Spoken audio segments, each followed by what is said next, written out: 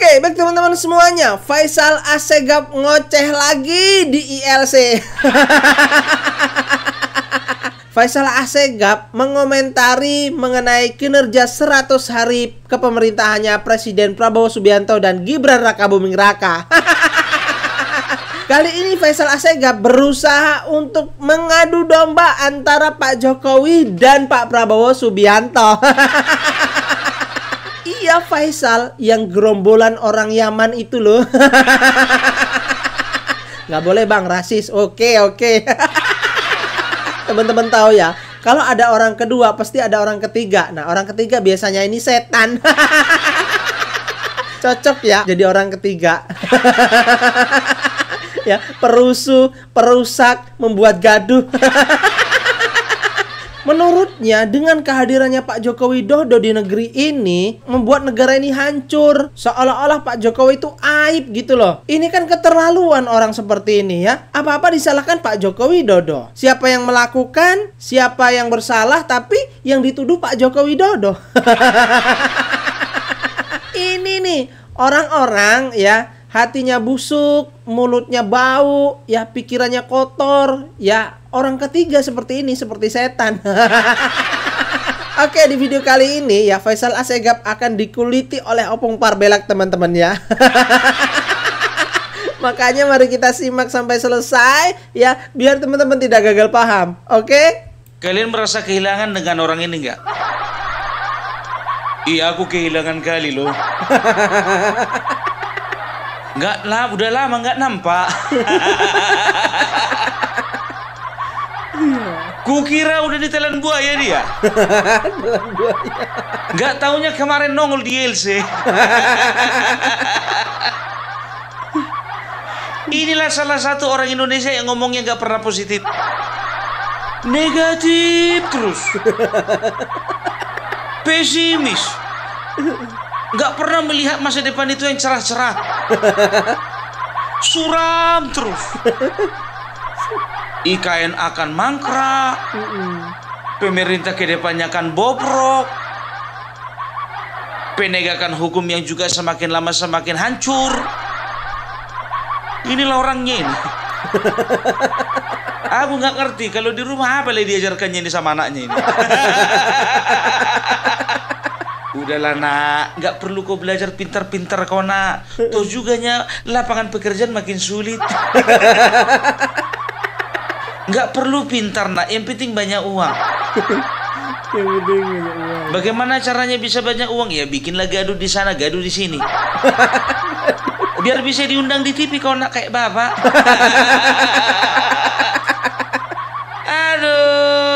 Aduh, kaget aku nongol di ILC. Tapi nggak cukup heran awak, karena apa? ILC lah satu-satunya media yang mau mengundang Faisal Assegaf. Yang lain nggak mau.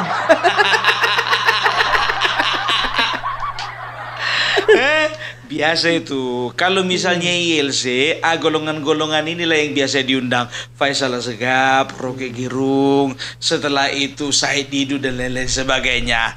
Kalau misalnya sebelah sana lagi yang rakyat bersuara ya. Itu biasanya mengundang tamu-tamu dari RT 16. Walaupun dibikin pembicara tandingan, tapi udah tahu kita kemana arah pembicaraan orang ini, kemana pronya gitu loh. Jadi tahu nggak kalian, ngoceh lagi si Faisal Assegaf kemarin di ILC, ngoceh. Kalian udah tahu kan kalau kawan ini selalu ngoceh itu selalu hasil dari halusinasi. Hanya perasaan dia yang dia curahkan. Dia hanya peduli dengan data yang dia punya, bukan data dari orang lain.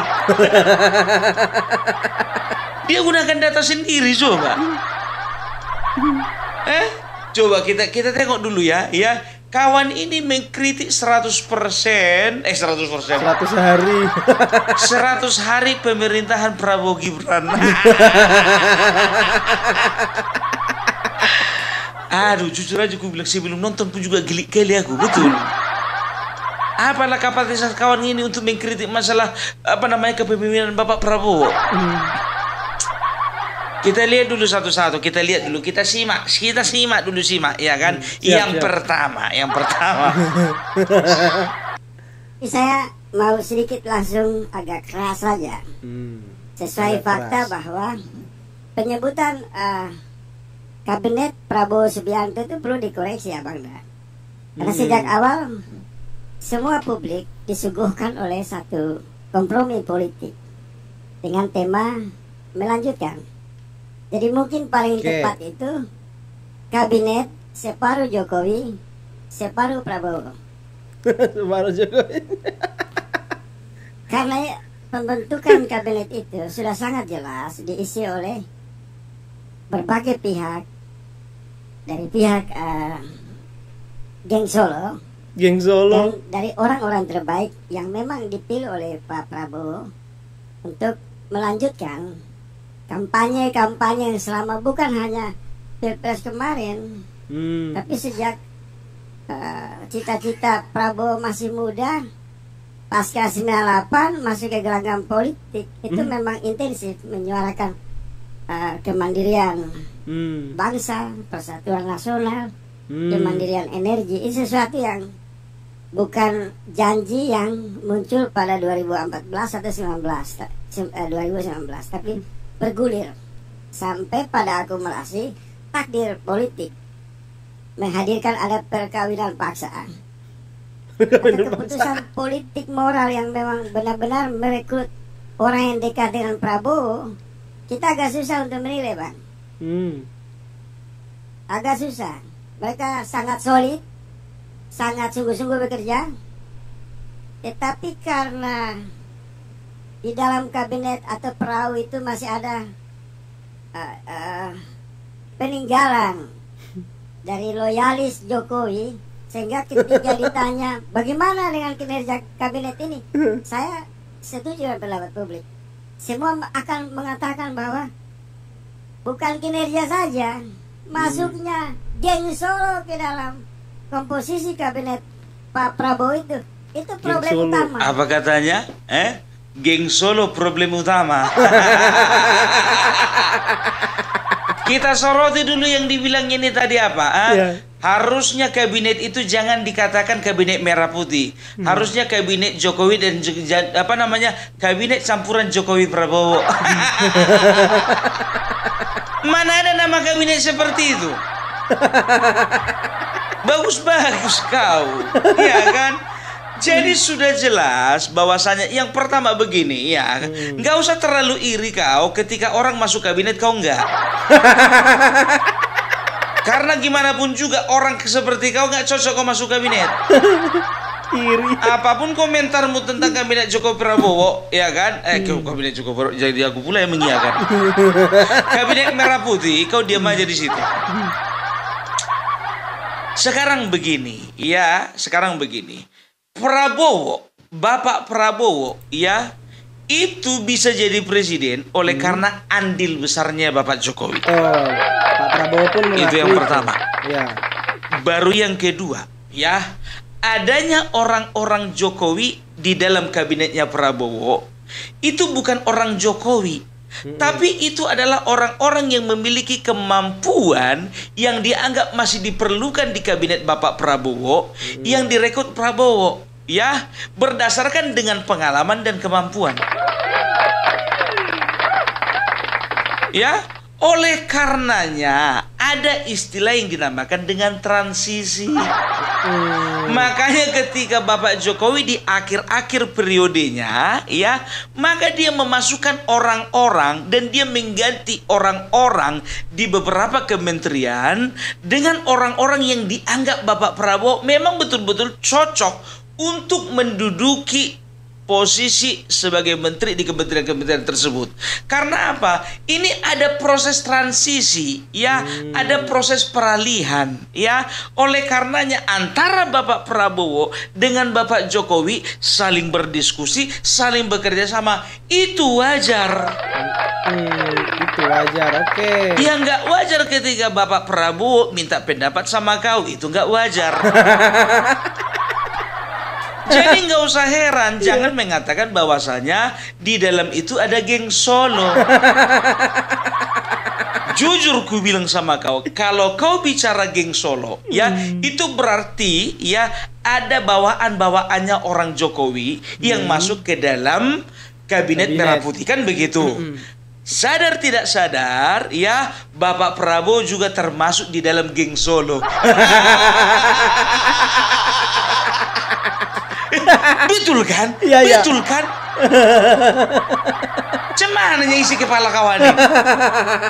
Geng Solo, iya kan? Bapak Prabowo ada di dalam kabinet itu, berarti Bapak Prabowo juga geng Solo. Enak aja menamakan orang geng Solo, coba bayangkan kalian dulu. Alah, nggak boleh begitu Faisal Assegaf. Kau itu selain subjektif, kau juga harus objektif. Mereka itu yang dipilih, ya seperti Mendagri, Menteri Keuangan, Menteri KKP, dan juga lain sebagainya, Menteri Erick Thohir dan sebagaimana, ya itu semuanya adalah orang-orang yang dianggap memang mampu dan juga berhasil, ya. Oleh karena itu Bapak Prabowo mau merekrut mereka untuk membantu Bapak Prabowo di kabinet yang baru. Ngonole. Yang kedua, pokoknya ku kupas habis kau. Kupas habis. Sekali kau muncul, kupas habis kau. Misal dalam yang tadi disebut di awal, soal pagar laut. Bagaimana perintah yang sangat terang dan jelas dilakukan oleh Pak Prabowo, tapi hambatan itu justru datang dari geng Solo. Kelompok loyalis Jokowi. Misal Menteri Kelautan. Itu tampak disoroti.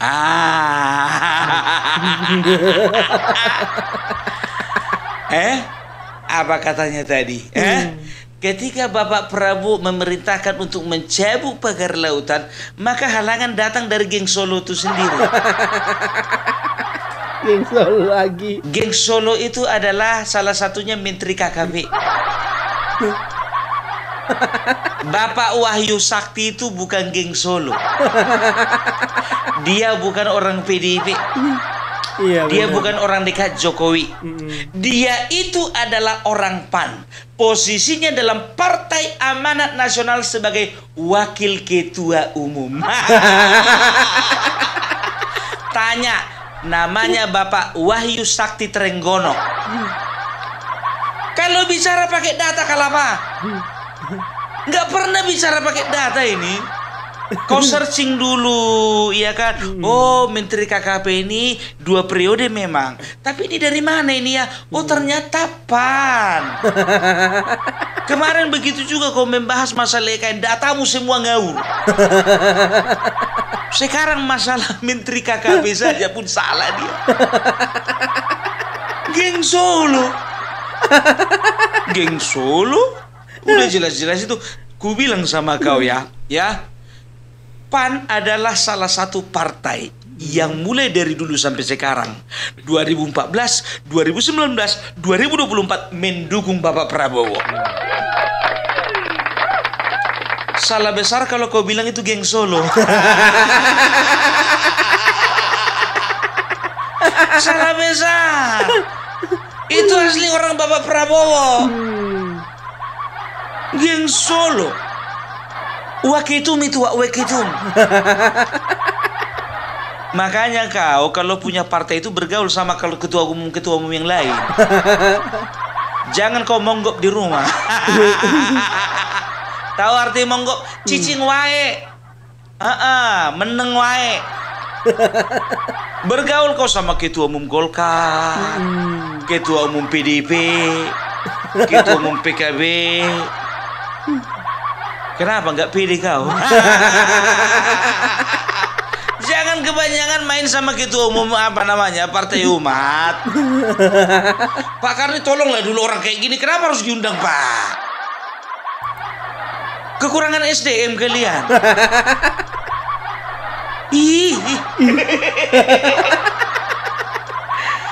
Aduh, salah data lagi.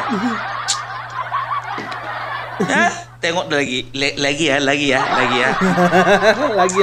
Mana dia? Itu baru 2 loh, masih 2. Tapi kalau sekarang ini agak susah. dicemari, dikotori, distorsi. Kata kabinet itu terdiri dari dua kata yang saling berhadapan-hadapan, walaupun terlihat senyap, tapi tampak jelas saling berbenturan antara Pak Prabowo di satu sisi dengan sahabat-sahabat kami yang mungkin punya semangat reformasi, kawan-kawan yang profesional itu berdiri di sana sungguh-sungguh ingin menjalankan cita-cita, misi, keinginan, ketulusan Prabowo Subianto. Tapi lagi-lagi hambatannya, saya kembali lagi, datang dari kubu Pak Jokowi, Geng Solo. Ini satu realitas politik yang tidak bisa dinafikan. Apa dia bilang tadi? Di sebelah sana ada Bapak Prabowo dengan menteri-menterinya, sahabat-sahabat kami. Di satu sisi ada Bapak Jokowi dan juga Geng Solo pengikutnya. Pede kali kau sahabat kami kau bilang.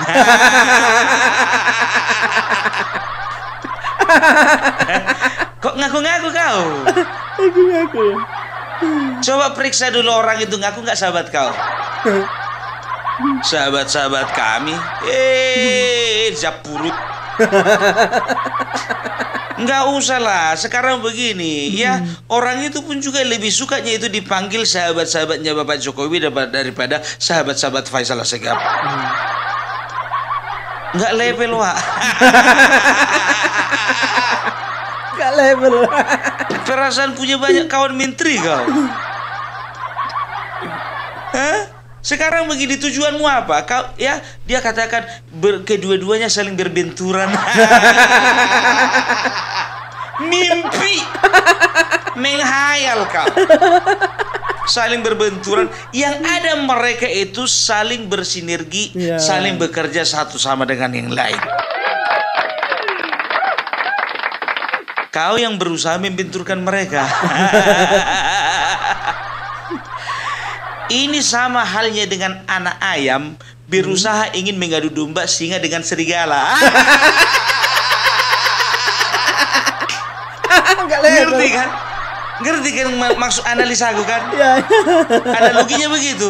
Seekor anak ayam ingin mengadu domba antara singa dengan serigala. Anak ayam. Itu dia. You are nothing. You are nobody. Kau bukan siapa-siapa. Mau coba kau bintur-binturkan Bapak Jokowi sama Prabowo. Aduh, ketawa kali aku betul. Aduh. Baru 3 udah ngos-ngosan aku. Aduh, Pak Karni tolong ya dievaluasi lagi ya kalau ngundang orang. Itu yang ketiga, sekarang keempat. Kedua, di sisi dimensi ekonomi, gerakan cepat Pak Prabowo memangkas keuangan, khusus APBN, yang memberi harapan kepada rakyat, gambaran kepada rakyat bahwa Pak Prabowo ingin efisiensi terhadap penggunaan anggaran. Itu terlihat. Kalau kita lihat Jokowi 2014, 2019 nggak dipangkas. Justru membentuk tim untuk memburu semua peluang yang hari ini meninggalkan warisan rantai korupsi yang sangat ganas. Tetapi dalam 100 hari ini terlihat gambaran jelas APBN kita yang disandra hampir 10 tahun oleh rejim Jokowi berhasil diselamatkan oleh Bapak. 10 tahun anggaran kita yang sudah disandra oleh rezim diselamatkan Bapak Prabowo. SDM-mu rendah kali kau. Kayaknya lebih cocok aku duduk di situ daripada kau. Kau mengutarakan pendapat, ya, tapi datanya nggak ada. Kau katakan bahwasannya Bapak Prabowo baru 100 hari sudah memangkas anggaran, tapi Bapak Jokowi selama 10 tahun gak ada mangkas anggaran. Kalau ada uang beli koran. Jangan beli paket untuk main game. Jangan beli paket cuma nonton channel-channelnya Refli Harun. Dari 2000, aku banyak datanya biar tahu kalian. 2014, 2016, 2019, 2020, 2024 pun juga berpikir bagaimana untuk efisiensi anggaran 2025. Baca dulu lah kawan. Bikin malu. Ya, tolong dulu itu dihapus dulu itu apa namanya embel-embel di bawah layar itu ada tulisan kritikus politik. Ya. Hapus dulu itu, hapus. Malu. Ya, beban itu sangat berat sekawan. Berat. Belajar dulu kawan, belajar. Ini dia mengemukakan pendapat, maunya sebelum mengemukakan pendapat latihan dulu kau di depan kaca. Begitu kau teringat contohnya, Bapak Prabowo memangkas anggaran, Jokowi tidak. Tunggu dulu, ku searching dulu, betul nggak ya?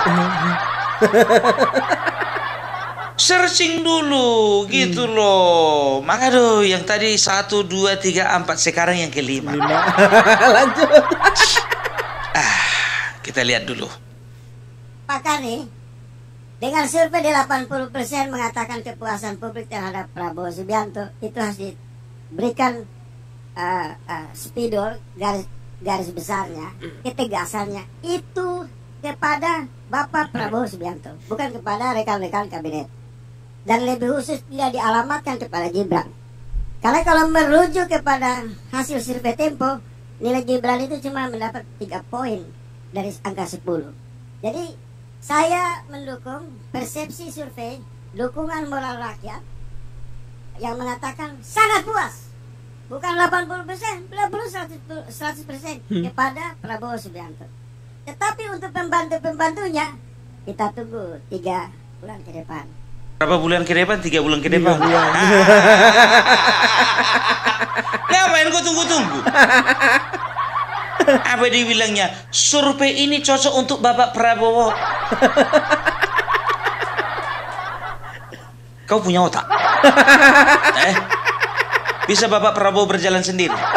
Ya benar. Waktu Bapak Prabowo pergi ke luar negeri, yang menghandle di dalam negeri siapa? Itu wakil presiden. Iya. Program makan gratis siapa? Bisa Bapak Prabowo kerja sendiri.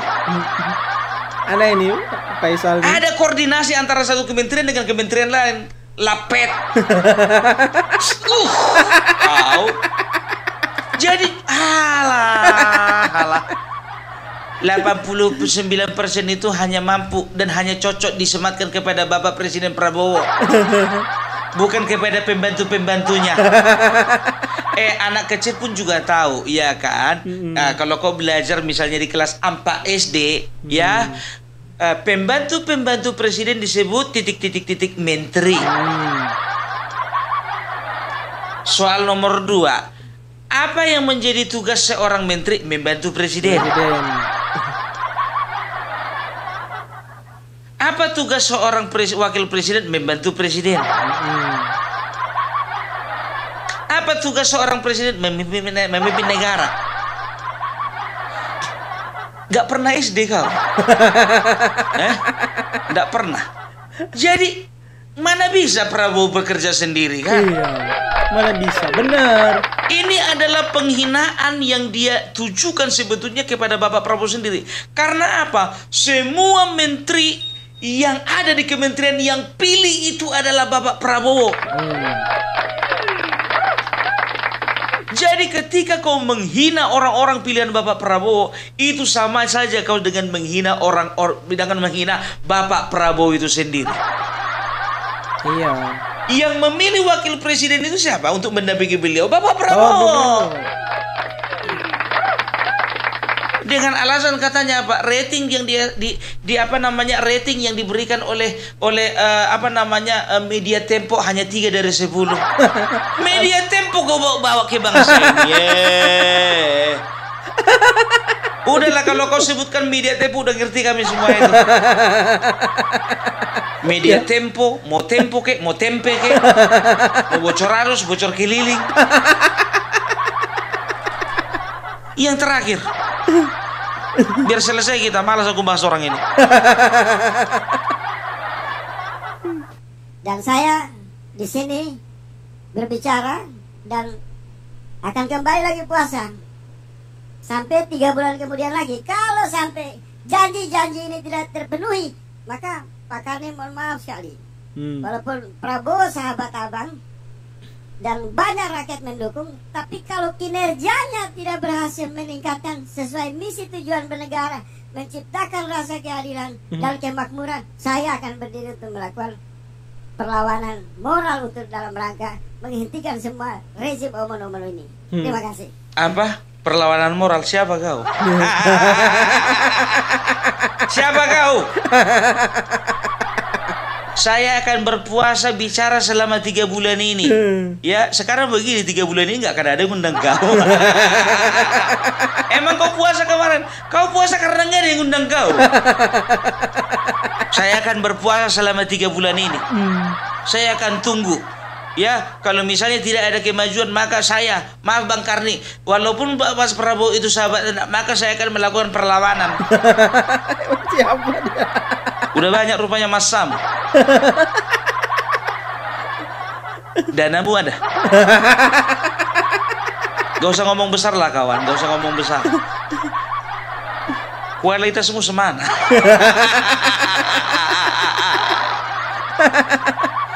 Sedangkan partai PDIP yang sudah termasuk berat dan juga besar, sekarang lagi cari hati sama Prabowo. Ini kau.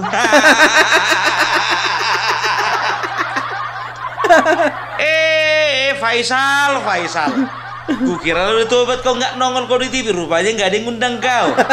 Pura-pura lah dibilang kau puasa berbicara 3 bulan ini. Puasa kau mau berbicara 3 bulan ini karena bakalan nggak ada yang ngundang kau. Apa yang kau bicarakan semua nggak ada yang betul. Dari 10, 11 yang nggak benar. Bayangkan. Dari 10, 11 yang hoax. 10, 11 yang hoax. Satu lagi dari mana itu?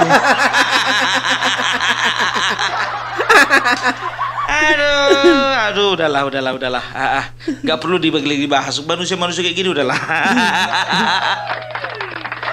Ya, jadi itu udah jelas kalian ya. Ya, jangan pernah dengarkan orang-orang kayak gini. Ku bilang sama kalian, keluar Faisal Al-Segaf, nongol lagi Amin Rais, muncul lagi yang namanya Refli Harun. Begitu juga ngoceh Rocky Gerung, opung Parabelak akan kulit habis. Gas opung. Siapa kali rupanya kau? Siapa kali rupanya mereka? Bedanya mereka punya akses ke ILC, aku enggak. Itu aja. Bentar lagi. Iya, itulah dulu dari opung Parabelak ya. Salam NKRI, NKRI harga mati. Oke, itu tadi ya.